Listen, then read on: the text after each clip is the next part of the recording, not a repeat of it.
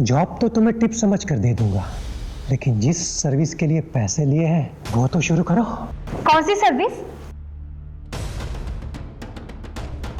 Body to body service. आपको कोई गलतफहमी हुई है। मुझे सलोनी जी ने यहाँ से प्रोसेस जॉब के लिए भेजा था।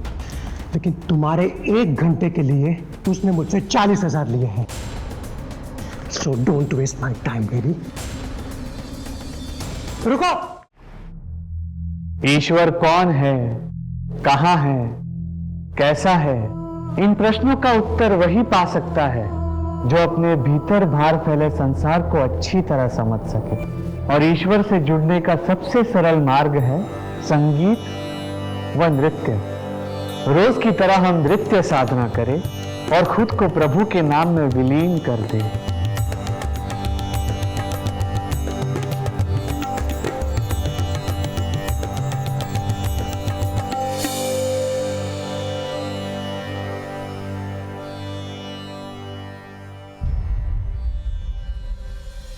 ठहरिए। आपको ज्ञात नहीं, प्रभु ब्रह्मचारी इच्छानंद सरस्वती जी महाराज के विश्राम गृह के आसपास महिलाओं का प्रवेश निषेध है। मुझे बाबा जी से बात करनी है, एक बार बात करवा दीजिए। बाबा महिलाओं से अकेले नहीं मिलते। आपके साथ कोई पुरुष या सगा संबंधी आया है? बाबा जी। पाप मत करो। बोलिए, क्या परेशानी है आपकी? बाबा जी, मैं आपकी बहुत बड़ी भक्त हूँ। आपके आशीर्वाद से मैंने और मेरे पति ने बहुत तरक्की की है। हाल ही में हम लोगों ने एक घर खरीदा है।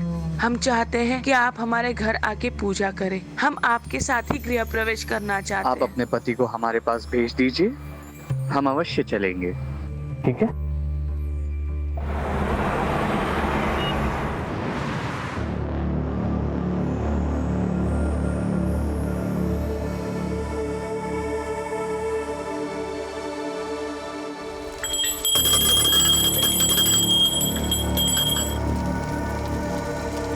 पूजा संपन्न हुई।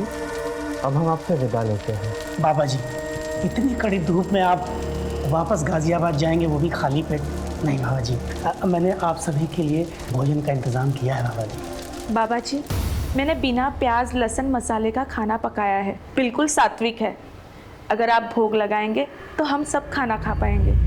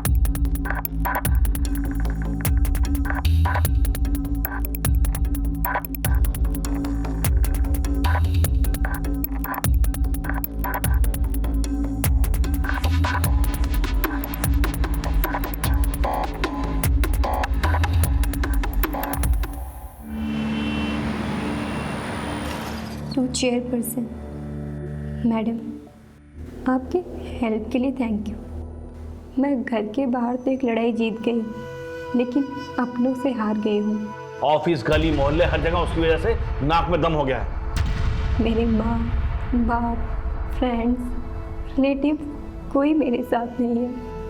मैं अकेली पड़ गई हूँ और सोचती हूँ कि मैं जिंदा क्यों हूँ।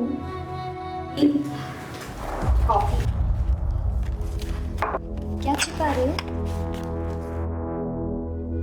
दी, ये आप लिख रही हो जो अपने स्कूल की टॉपर, अपने कॉलेज की टॉपर, अपने कॉलेज यूनियन की प्रेसिडेंट रह चुकी है। दी, you were an inspiration to everyone. थी, हो नहीं। अब तो ना मेरे पास जॉब है, ना मेरी लाइफ है और ना ही पैसे हैं। दी, मेरी मानो तो आपको पापा की बात मान लेनी चाहिए।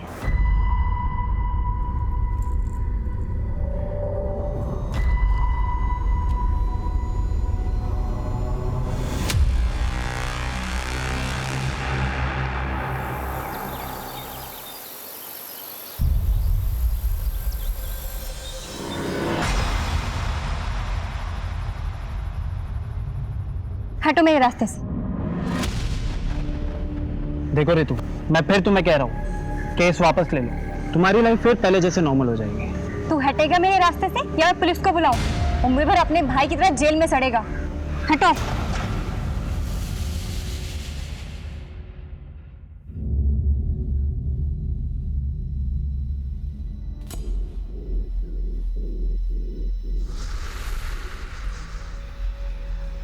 अब मेरे सामने ऐसे ब्रह्मचर्य का जाप करने से क्या होगा?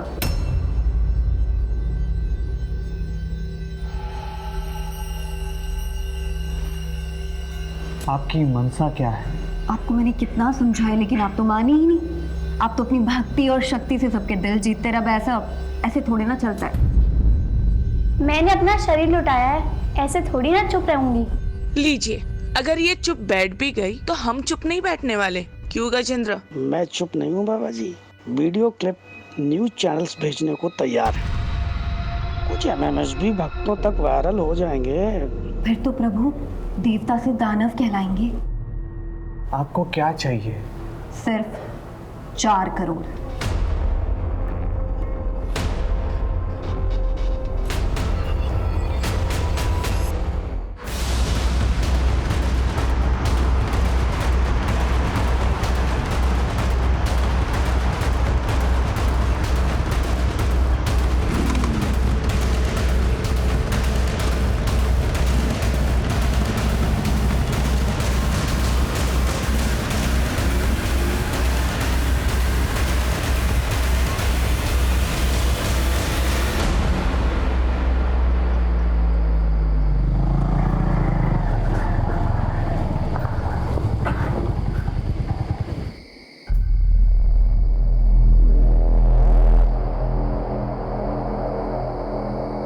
आप ना यहाँ पर रुको, मैं देख के आता हूँ।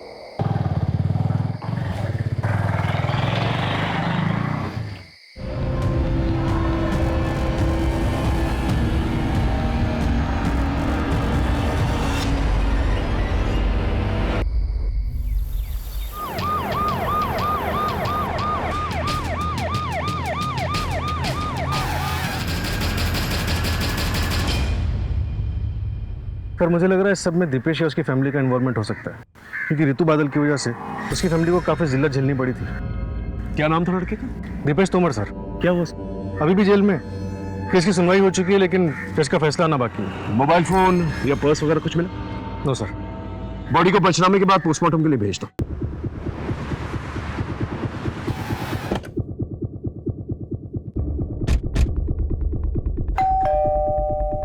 सर हम क्यों उस लड़की को मारेंगे या मरवाएंगे? हमारे बेटे की जो जिंदगी बर्बाद होनी थी वो तो हो ही गई। सेशन कोर्ट ने तो अपना फैसला सुना दिया, आप हाई कोर्ट में अपील कर देते। वैसे भी ऋतु तो मर चुकी है, आप कोई ना कोई जुगाड़ करके अपने बेटे दीपेश को जेल से निकलवा लेते। हम कुछ नहीं करने वाले सर। ये दीपेश के साथ फोटो में ये शख्स कौन है? ये मेरा छोटा बेटा सर्वेश है, केरला गया है। हम आयुर्वेदिक दवाई के थोक विक्रेता हैं, वही लेने गए। जरा फोन लगाइए उसे। लगे।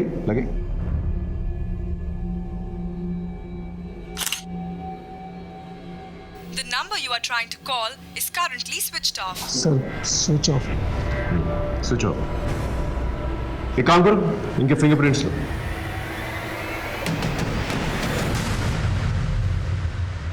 इस सर्वेश का मोबाइल सर्विलेंस पे डालो और उसके कॉल रिकॉर्ड्स निकालो और उसके फोटोज खबरी नेटवर्क पे डिस्ट्रीब्यूट करो। Right sir. अपने एक आदमी को तुमर के घर के आसपास रखो, नजर रखने के लिए करो। Okay sir.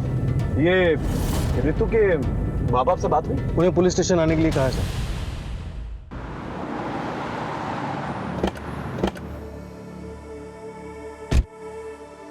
सर मेरी बेटी लड़ाई लड़ते लड़ते थक गई थी, फिर भी उसे किसी ने मार दिया।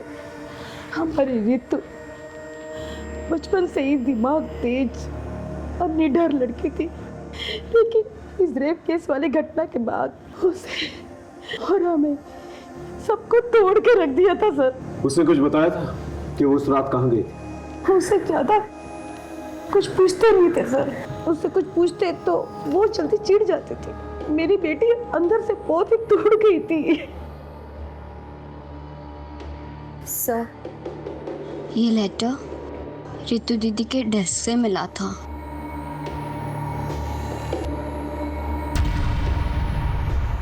कहीं ऐसा तो नहीं कि बदनामी के डर से आप ही लोगों ने उसे मार दिया, मरवा दिया?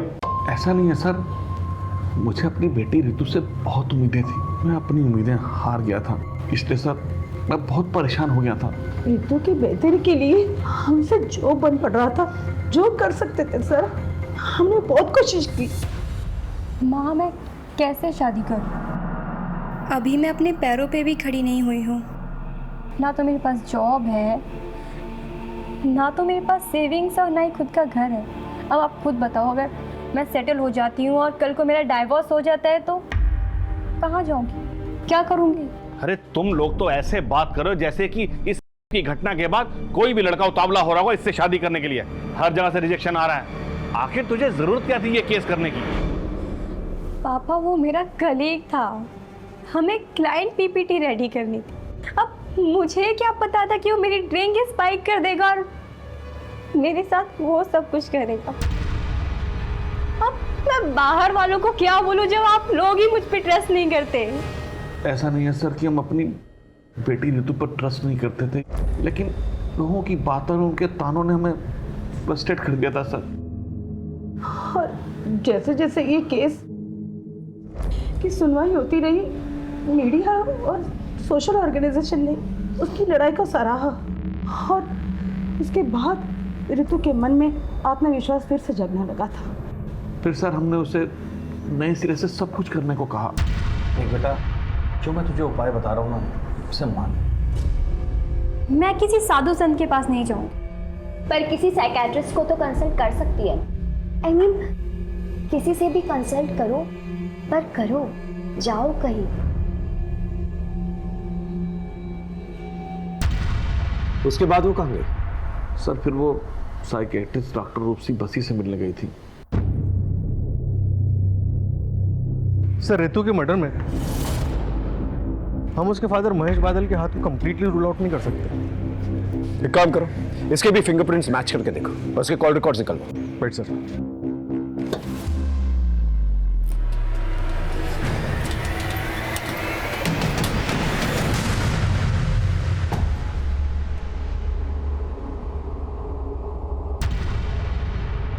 पिछले महीने का चढ़ावा आप पहले ही ले जा चुकी हैं। अब जो कुछ भी जमा पूंजी है यही है। प्रणव, ये हमारे आश्रम के गहने पैसे हैं, ये हम ऐसे ही किसी को नहीं दे सकते। आप रहेंगे, आपकी आस्था रहेगी, तभी तो ये आश्रम रहेगा।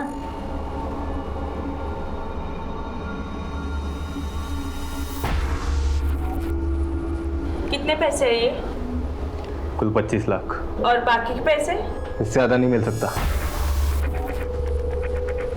बाबा के टट्टू, तुम ज्यादा मत बोलो। अगर आप पीछे की जमीन का एक छोटा सा हिस्सा बेच देंगे ना, तो किसी को कुछ पता नहीं चलेगा। खरीदार मैं लेकर आ जाऊंगी, आप बस जमीन के कागजात तैयार करवा दीजिए।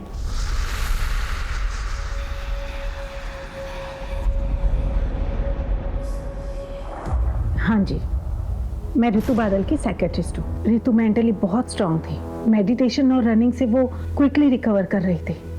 डॉक्टर, आज तो रनिंग करते वक्त मेरे पीछे मेरे का भाई पड़ गया था। व्हाट? लेकिन मैंने उसे डांट कर भगा दिया। मैंने बोला कि मैं पुलिस में कंप्लेंट कर दूंगी।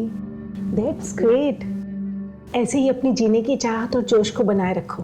बस 3-4 सेशन और फिर तुम्हें मेरे पास भी हफ्ते में 2 बार आने की जरूरत नहीं है, महीने में 1 बार आ जाना। एक्चुअली मैं भी आपको यही बताने वाली थी कि अब आगे से मैं आपके पास नहीं आ पाऊंगी, क्योंकि मुझे मेरे स्पिरिचुअल गुरु मिल गए हैं। उनसे बातें करना, उनकी बातें सुनना मुझे बहुत अच्छा लगता है। उस गुरु के बारे में कुछ बताया था उसने? वो कौन था, उसका नाम क्या था? इच्छानंद सरस्वती जी महाराज।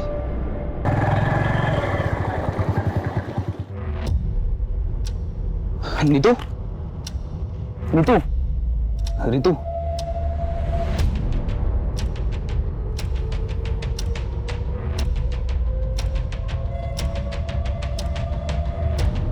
Ritu, I am sorry.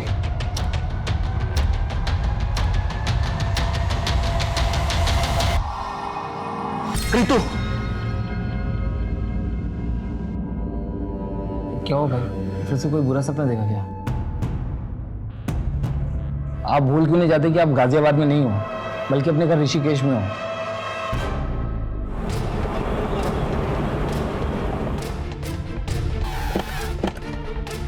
कोई कहता है नौकरी परेशान कर रही है, कोई कहता है पत्नी परेशान कर रही है, कोई कहता है माँ बाप परेशान कर रहे हैं, कोई कहता है बच्चे परेशान कर रहे हैं।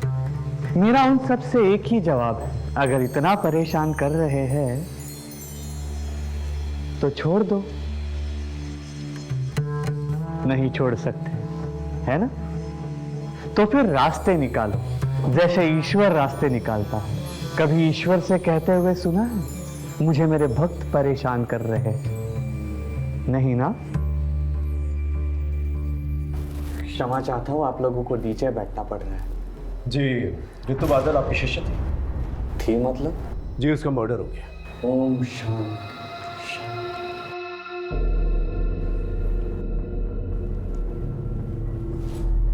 कब? 3 दिन पहले। बहुत तेजस्विनी थी वो, बेहद दुखद समाचार है ये। वो प्रभु के पास बहुत ही दुख दुविधा की घड़ी में आई थी। बाबा जी, मुझे लगता है कि मेरे आसपास सब फेक है, कोई अपना नहीं है, कोई मुझे लाइक नहीं करता, कोई लव नहीं करता, करेगा भी नहीं और जरूरत भी नहीं। आप पहले अपने आप से प्रेम करो, because you are your best company. आप अपने सबसे अच्छे साथी हैं, सबसे अच्छे प्रेमी हैं। उसके बाद वो हमारे आश्रम में रोज आती, सत्संग के समय महिलाओं के खेल में खूब नाचती और हमेशा खुश रहती। उसके बाद मैंने सुना कि वो भोजनालय में अपनी सेवा देती, बागबानी करती, चिड़ियों को दाने डालती। जब उसने आश्रम आना बंद कर दिया तो आपने उसके माँ बाप से पूछा नहीं कि वो क्यों नहीं आ रही? ये तो खुला आश्रम है, ना किसी को आने की मनाही है ना जाने की। वैसे ऋतु बादल में आपने क्या खास नोटिस किया था? लोग कहते हैं कि आश्रम में आने के बाद वो हमेशा खुश रहती थी, जीवन को एक नए सिरे से अपना रही थी। ऐसे में उसकी हत्या हो जाना, ये बहुत दुर्भाग्यवश है।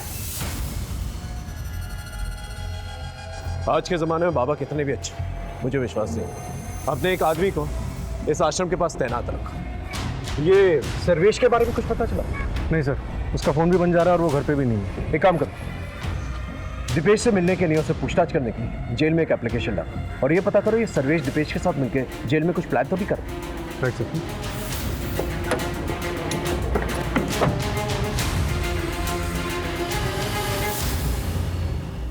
ये रही ऋतु बादल की पोस्टमार्टम रिपोर्ट के हिसाब से मौत रात 11:30 से 1:30 के बीच में हुई है और मौत गला दबाने की वजह से हुई थी। इसके अलावा कोई खास इन्फॉर्मेशन नहीं है। कॉल रिकॉर्ड्स में कोई सस्पिशियस? नो सर, लेकिन ऋतु का फ़ोन मौत के ठीक 1 महीने पहले से दिन में काफ़ी टाइम के लिए बंद रहने लगा था। लोकेशन चेक किया?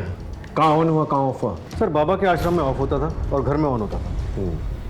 सर, हाँ सर, ये रहे फिंगरप्रिंट रिकॉर्ड्स। ओके, इसके मुताबिक ऋतु की गर्दन पे जो फिंगरप्रिंट्स मिले वो उसके माँ बाप से मैच नहीं करते और ना ही दीपेश के बाप से मैच करता है।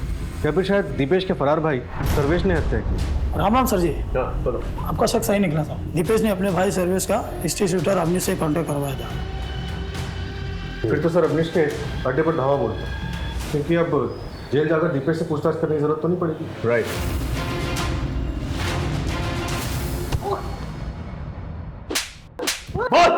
बता दो सब सर्वेश मुझे मिला था और उसने ऋतु बादल को मारने की बात भी किया था मुझसे।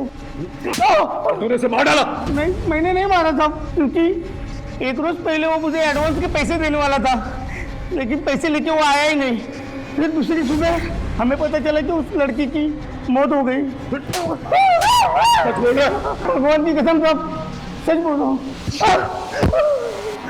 ये सर्वेश तुमर के बारे में पता कर।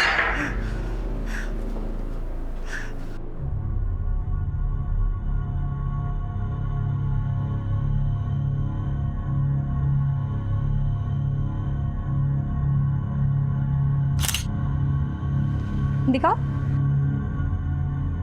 अच्छी आई है ना? चाहिए। ये देखो। नीतू जी, मैंने आपके बारे में न्यूज़पेपर में पढ़ा था। तो क्या सोचा तुमने? लड़की ने लड़के को फंसा लिया? नहीं, मैंने ऐसा नहीं सोचा। मतलब मैंने सोचा कि आपके अंदर इतनी हिम्मत कहाँ से आई? मतलब आपका हुआ, उसके बाद आप सीधे हॉस्पिटल गई, उसके बाद आपने मेडिकल एग्जामिनेशन करवाया, फिर आप पुलिस स्टेशन गई, रिपोर्ट लिखवाई। क्योंकि मैं अगर पूरे प्रोसेस से नहीं जाती तो कहीं पकड़ा ही नहीं जाता। मतलब वो इतने बड़े बिजनेसमैन का बेटा, वो तो आप जानते ही हो, और आपको सेंस भी हो गया होगा कि वो कल जाकर आपको बदनाम तो करेगा ही, आपकी नौकरी भी चली जाएगी, आपके परिवार वाले आप पर सवाल भी उठाएंगे। यही तो प्रॉब्लम है। आज तक औरतें और लड़कियां यही सोच सोच कर अत्याचार सहते आ रही, पर अब नहीं। आखिर हमारे समाज में कभी ना कभी किसी ना किसी को तो कदम उठाना पड़ेगा। ये आपने सही कहा। वैसे मैं ना आपका बहुत बड़ा फ़ैन हूँ, मतलब आपको कभी भी मेरी ज़रूरत पड़े ना तो प्लीज़ आप मुझे बुलाइए।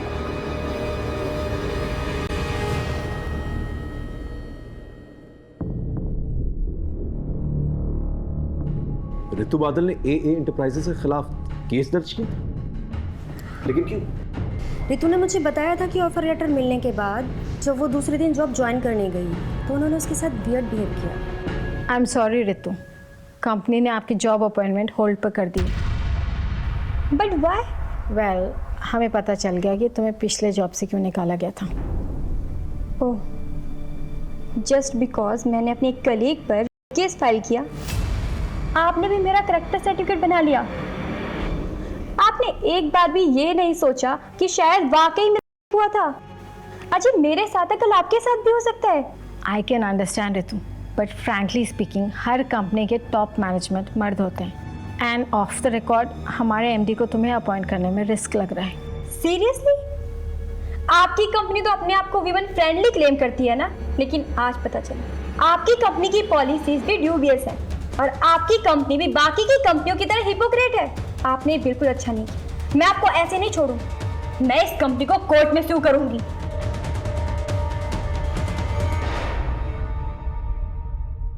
अब ऋतु रही नहीं है तो केस का कोई फायदा नहीं है। कंपनी ने एम्प्लॉय को भी निकाल दिया है। सर, हो सकता है कि उस एम्प्लॉय ने बदला लेने के लिए ऋतु का मर्डर कर दिया या फिर करवा दिया। उस एम्प्लॉय की डिटेल्स है आपके पास? ये उसका बायोडेटा। सोनल गुनात्रा। मेरी कंपनी ने मुझे सिर्फ एक पंचिंग बैग के जैसे यूज़ किया है। मेरे एमडी ने खुद एक पेपर लाके दिखाया था मुझे, जिसमें लिखा था कि ऋतु ने पिछली कंपनी पर एक केस डाला है। अब मुझसे उन्होंने कहा कि ऋतु को जॉब से बाहर निकाल दो। फिर बाद में जब ऋतु ने इस कंपनी पर केस डाला तो मेरे एमडी ने कंपनी की इमेज को साफ सुथरा रखने के लिए मुझे जॉब से बाहर निकाल दिया और कहा कि ऋतु को एम्प्लॉय करने का डिसीजन मेरा पर्सनल डिसीजन था, ना कि कंपनी का डिसीजन। आप 10 तारीख को रात को 11:30 बजे से 1:30 बजे के बीच में कहाँ थी? सर, मैं अपने पीजी में थी, गौतम नगर में। ठीक है, आप जा सकते। इसके स्टेटमेंट को क्रॉस चेक करो, देखो ये सच बोल रही है नहीं। हेलो साइबर सेल, ऋतु बादल की इन्फॉर्मेशन शेयर की थी मैंने, उसका कुछ पता चला? इन्फॉर्मेशन करेक्ट है, थैंक यू सर। एक सुराग मिला है, ये देखिए। ऋतु बादल का सोशल मीडिया पे 2 अकाउंट्स हैं, एक ये और एक ये। एक नॉर्मल ऋतु बादल के नाम से और एक योगिनी ऋतु बादल के नाम से। तुम कहना क्या चाहते हो? सर, ये दोनों अकाउंट्स 2 अलग अलग नंबर से लिंक हैं। इसका मतलब ऋतु बादल ने अपने अंदर बदलाव महसूस किया, इसलिए उसने एक नया नंबर। सर, साइबर सेल से दूसरा नंबर मुझे जल्दी मिल जाएगा। इसके बाद मैं इसकी कॉल डिटेल्स और इसकी लोकेशन डिटेल्स दोनों निकलवा दूँ। गुड। नमस्ते बाबा जी, ये लीजिए। परेशान ना बाबा जी, मैं सलोनी जी की कोई बात टाल नहीं सकता। जमीन पे कंट्रोल आपका ही रहेगा। मुझे लंदन हेड ऑफिस को नए नए इन्वेस्टमेंट दिखाने होते हैं, वो मैं दिखा दूंगा और इस तरह आपके पैसों की प्रॉब्लम भी सॉल्व हो जाएगी। और फिर जब आपके पास पैसे आ जाएंगे आप अपनी ज़मीन वापस ले लीजिएगा।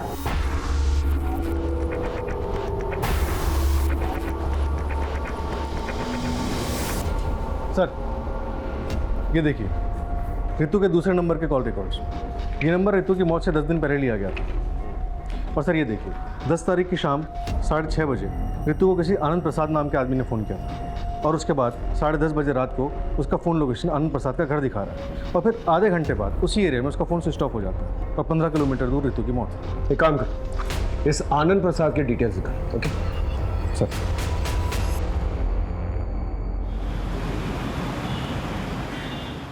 मिस्टर आनंद प्रसाद इस लड़की को जानते हैं? हाँ, ये तो वही लड़की है जो मेरे पास जॉब के लिए आई थी। Hello sir. बैठो बैठो। आप मिलने के लिए बहुत डेस्परेट थे मिस रितु? एक्चुअली सर, आपकी कंपनी की अपॉइंटमेंट के बारे में मुझे आज ही पता चला, तो मैंने सोचा कि वैकेंसी फुल होने से पहले मैं आपसे आके घर ही मिल लूँ। कितनी देर तक थी आपके घर पे? तकरीबन आधे घंटे में। उसके तुरंत बाद उसका मोबाइल नेटवर्क ऑफ हो जाता है और उसके आधे घंटे की दूरी पे उसका मर्डर हो जाता है। क्या बात कर रहे हैं आप? मैंने तो उसे जॉब पे रखने का मन बना लिया था। ठीक है, थैंक यू वेरी मच, आप जा सकते हैं। सर वैसे तो ये आनंद प्रसाद एमडी है, लेकिन मुझे इस पे भी शक हो रहा है।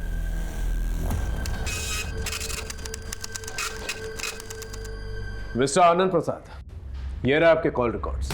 इसके मुताबिक आप बहुत यंग लड़कियों के संपर्क में थे। So what? Is there any problem? Yes there is. ये यंग लड़कियां सावली सलोनी आपको भेजा करती थी। रितु को भी सावली सलोनी ने आपको भेजा था, और सावली सलोनी खुद जिस्म फरोशी के लिए जेल जा चुकी। अब आप सच बताएंगे, क्योंकि रितु बादल का मर्डर हो चुका है जो आपके घर आई। बोलिए। रितु एक एस्कॉर्ट थी और सावली सलोनी उसकी एजेंट। ये बात आपको रितु ने बताई थी? जी नहीं, सावली सलोनी ने बस यही कहा था कि पहले वो नौकरी की बात करेगी, फिर समझ बनाएगी।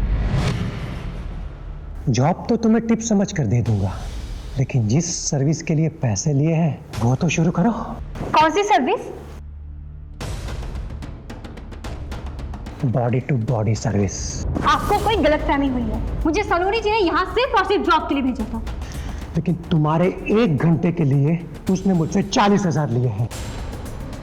सो don't waste my time baby. रुको।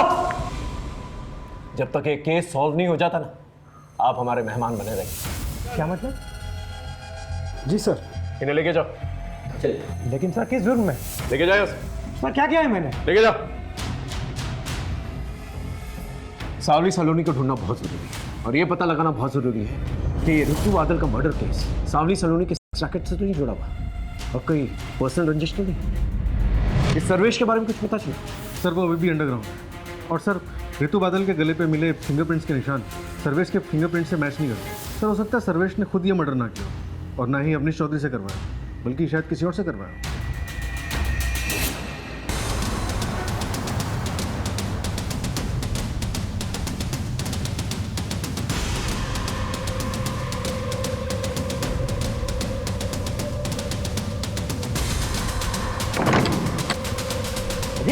क्या हुआ?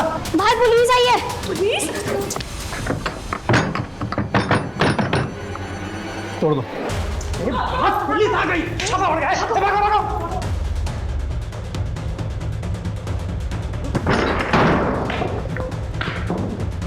उस तरफ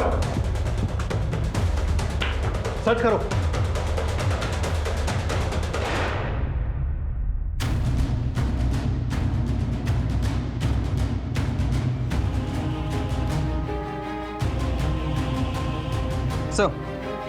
सर एक हार्ड डिस्क मिला है, और इसके अलावा सारा सामान रेगुलर है। ठीक।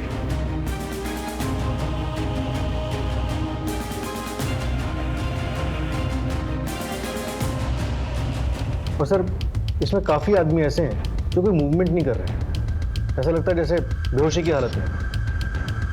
सर एक और वीडियो है।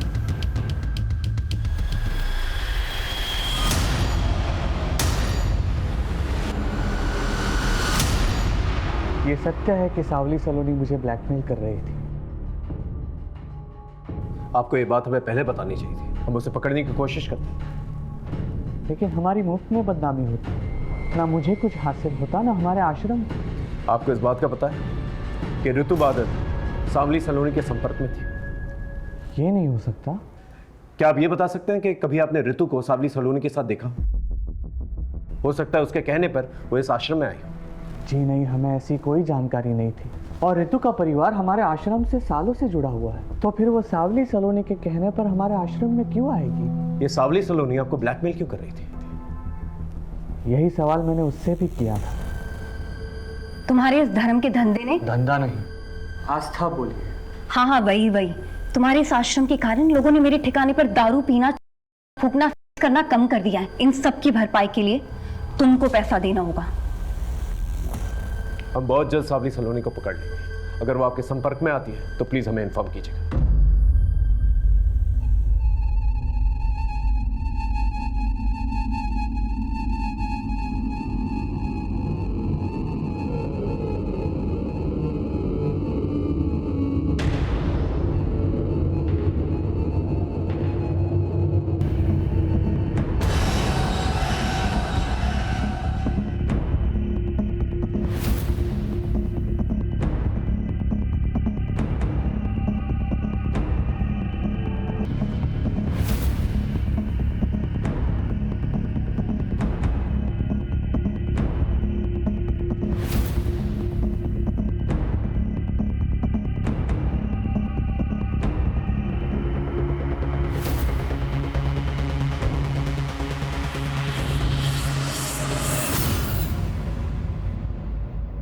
सर मैंने रितु बादल, सावली सलोनी और आनंद प्रसाद इनके कॉल रिकॉर्ड्स को क्रॉस चेक किया और सर एक नंबर कॉमन पाया।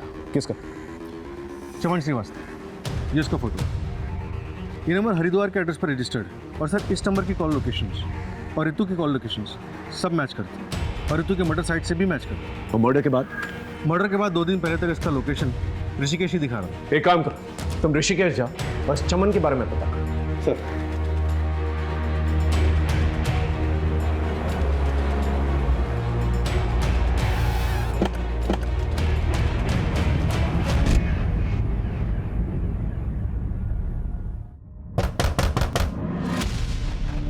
जी चमन श्रीवास्तव।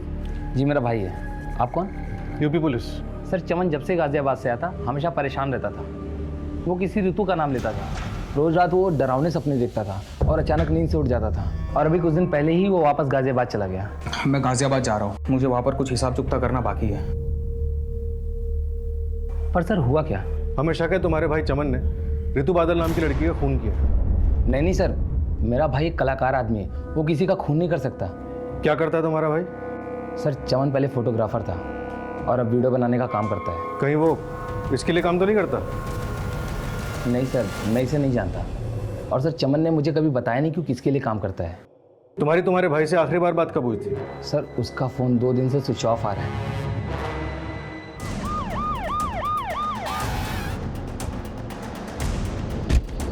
चमन श्रीवास्तव की बॉडी मिली है सर, किसी तेज धार वाले वेपन से उसका पेट काटा गया। मर्डर वेपन मिला? सब आसपास देख लिया सर, कुछ नहीं मिला। मेरी गट फीलिंग कह रही है कि ये केस इच्छानंद सरस्वती और सावली सलोनी के बीच में कहीं ना कहीं उलझा हुआ है। सर आश्रम पे हमारी नज़र है, लेकिन सावली सलोनी का कोई ठिकाना नहीं मिल रहा। ऐसे बैठे रहने से तो कुछ भी नहीं होने वाला। एक काम करो, तुम कस्टमर बन के रेड लाइट एरिया में जाओ और सावली सलोनी के बारे में पता करो। ये कहीं ना कहीं तो अपना धंधा चला रही होगी।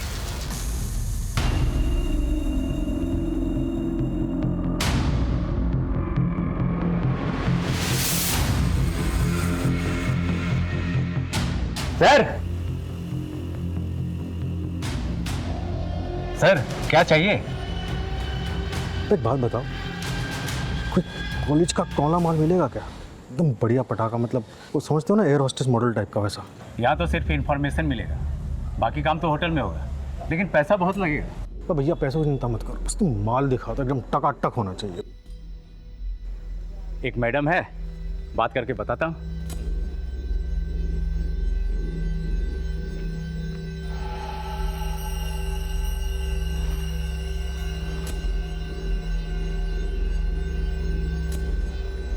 सर गाड़ी वाड़ी है क्या? तो गाड़ी है ना बाबू, इधर है, चलो आओ। चलिए चलो।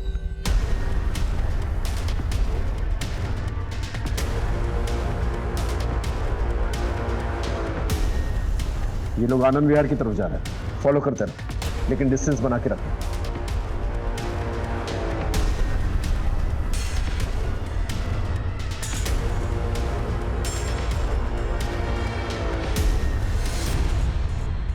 सलोनी जी।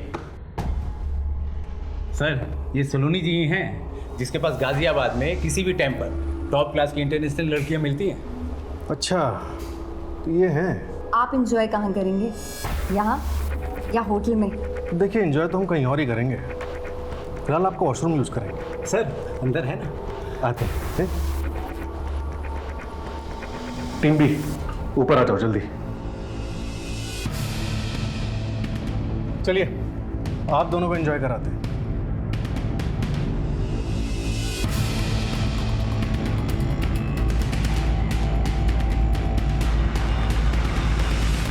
बहुत नचाया तुमने हमें सावली सलोनी, अब सच बोलने का टाइम आ गया है। क्यों मारा ऋतु को? नहीं नहीं सर, मैंने उसको कोई मर्डर नहीं किया और ना ही मैंने उसका मर्डर करवाया। हाँ, मैंने उसे अपने क्लाइंट के पास ज़रूर भेजा था। तुझे ना उसे थोड़ा इम्प्रेस करना है। हाँ मैं कर लूँगी, मेरी वर्क प्रोफाइल अच्छी है। वो कुछ और ही समझ रही थी, लेकिन तुम ऑलरेडी पैसे ले चुकी थी उसके नाम पर। नए में तो सब लड़कियां ऐसे ही करती है सर, पर मुझे क्या पता था कि वो ऐसे भाग जाएगी। ये चमन श्रीवास्तव कौन?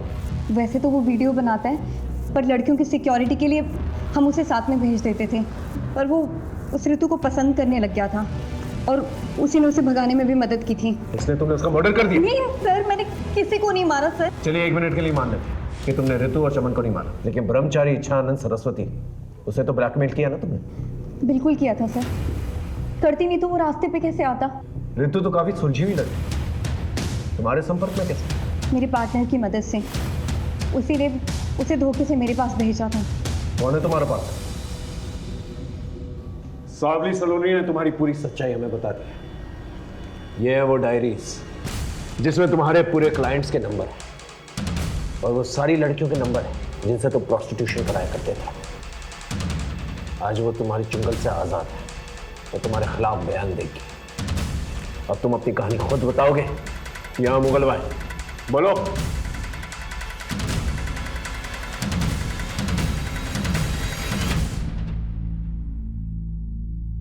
देखिए, मैं पहले ही क्लियर कर दूं कि ना ही मैंने ऋतु को मारा है ना मरवाया है।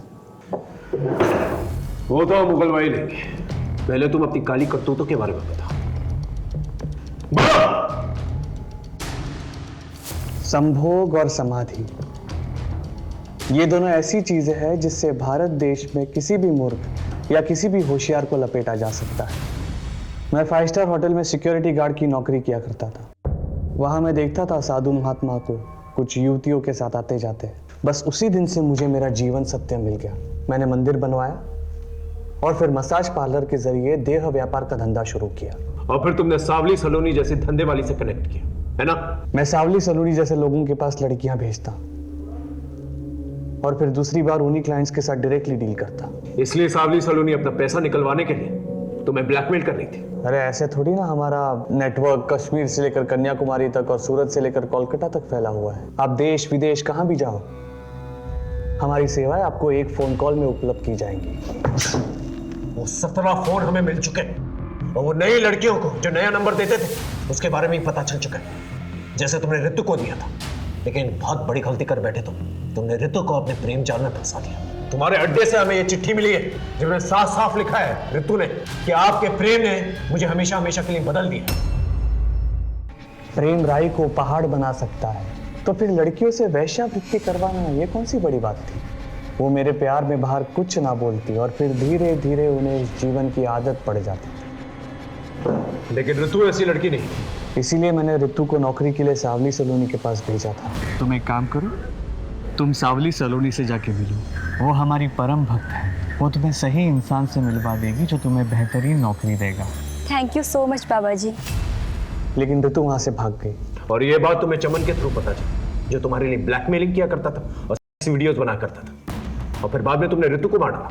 मैंने ऋतु को नहीं मारा, लेकिन हाँ, चमन ऋतु को भगा कर ले गया था। जब तक हम लोग वहां पर पहुंचे तब तक ऋतु मर चुकी थी और चमन भी गायब था। चमन गायब नहीं हुआ था, तुमने उसे मार दिया। मारा नहीं, मुक्ति दी थी। ऋतु की मौत से व्याकुल हो गया था वो, बार बार पुलिस के पास जाने की धमकी दे रहा था। मैंने बहुत समझाया उसे, लेकिन वो नहीं समझा। अब समझने की बारी तुम्हारी है और तुम्हें समझाएगा देश का कानून। ऐसा केस बनाऊंगा ना तुम्हारे खिलाफ कि तुम्हारा बड़ा सा बड़ा क्लाइंट जो है तुम्हारी बेल नहीं दे पाएगा। अगर ऋतु को बाबा ने नहीं मारा तो फिर किसने मारा? एक काम करो, ऋतु के मर्डर की रात के इंसिडेंट टाइम से मैच करके देखो, उसके कॉल रिकॉर्ड्स और लोकेशन रिकॉर्ड्स दोबारा से चेक करो। कातिल हमारे रेडार में ही है, बस पकड़ में नहीं आ रहा है। ऋतु ने चमन के फोन से आपके लैंडलाइन नंबर पर उस रात आप लोगों को फोन किया था। आपस में फैसला कर लीजिए आप कि ऋतु को किसने मारा है। सर मैंने मारा अपनी बेटी ऋतु को। उसका फोन आया था मेरे पास। पापा वो आपका इच्छा आनंद बहुत ही गिरा हुआ आदमी है, वो बहुत ही घटिया इंसान है। वो उसने मुझे प्रोस्टिट्यूशन में डालने की कोशिश की। मैं अपने एक दोस्त के साथ ग्रीन पार्क के गेट नंबर 2 के पास हूँ। पापा प्लीज जल्दी आ जाओ। सर मैं उससे बहुत तंग आ गया था और बाबा की बुराई मैं नहीं सुन सकता था, इसलिए गर्दन दबाकर मैंने उसे मार दिया। झूठ बोल रहे सर, रितु का फोन मुझे आया था। सर बाबा जी को हम पूछते हैं और रितु फोन पे बाबा जी के बारे में अनाप शनाप बके जा रही थी। बस गुस्से में आकर मैंने उसे मार दिया। नहीं इंस्पेक्टर साहब, रितु को मैंने मारा है। नहीं साहब, मैंने मारा है सर। सर मैंने मारा है सर। ये रहे आप लोगों के फिंगरप्रिंट रिकॉर्ड्स। ये रितु के गर्दन पे मिले फिंगरप्रिंट रिकॉर्ड्स और आप दोनों के फिंगरप्रिंट रिकॉर्ड्स मैच नहीं होते।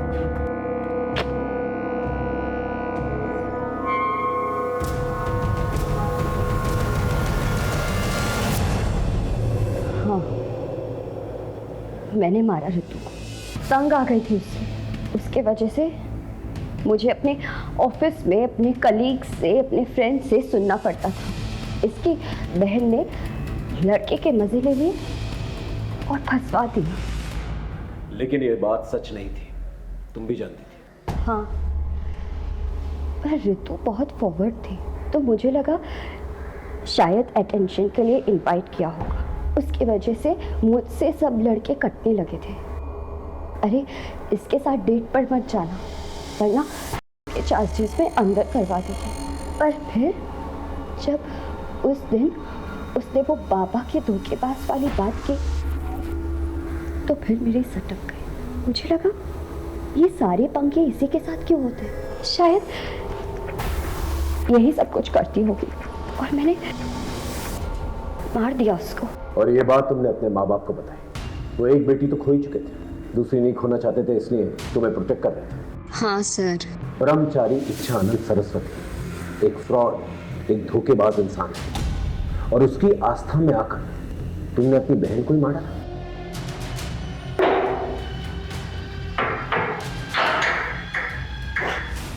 ब्रह्मचारी इच्छानंद सरस्वती उर्फ अनुज अजय द्विवेदी, उसके सपनों ने उसे गलत रास्ता इख्तियार करने पर मजबूर किया, जबकि मधु ने अपना संयम और आपा खोया।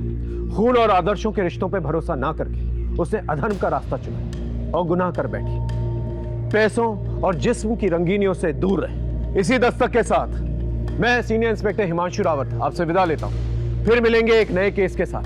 तब तक देखते रहिए क्राइम पेट्रोल दस्तक, क्योंकि मकसद बताना नहीं बचाना है। जय हिंद।